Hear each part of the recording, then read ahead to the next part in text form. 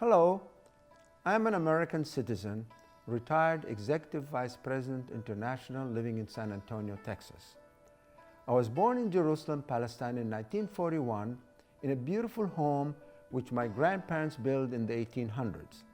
In fact, it is located in the affluent neighborhood of West Jerusalem that was named after my family, the Nammar neighborhood. I was blessed with a wonderful childhood growing up in a peaceful Palestinian culture.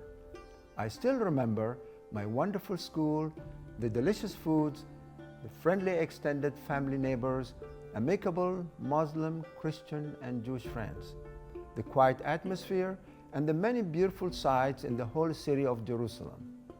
I tell the story of my magical childhood in Jerusalem in my book, Born in Jerusalem, Born Palestinian. It has been said that my story has never been told since no one was left to tell it, and has become not only a personal story, but a national Palestinian narrative. My brothers, sister, and I have inherited and now own our ancestral home. Unfortunately, we haven't been allowed to go there since 1948.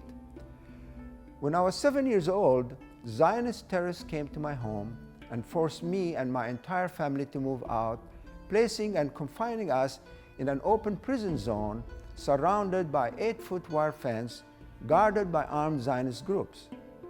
My father and oldest brother were taken to a labor concentration camp for several years, leaving my mother with 7 homeless young children. Our lives were turned upside down. 2.5 years later, the zone was dismantled. The new Israel government issued each person an ID card to differentiate and privilege the Jewish citizens over the Palestinians, aided by over 50 laws discriminating against us. My family was uprooted from our home in Jerusalem during the Nakba, the catastrophe that resulted in the ethnic cleansing of over 80% natives and the destruction of over 500 Palestinian villages and towns. Everything was taken from us, and we are forbidden to return to the home we still own. Unfortunately, we have never been allowed to return because a Jewish family occupies it to this day. The Jewish family is now advertising our home for $5 million. But of course, they did not buy it, and they can't sell something they don't own. So my family still owns this house. We just can't go there, not even to visit.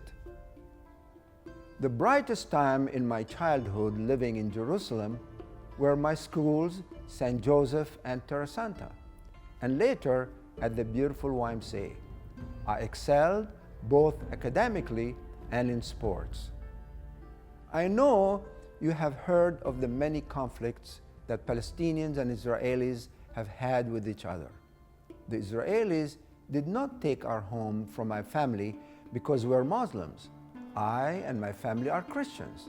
It made no difference to the Israelis whether we are Christians or Muslims.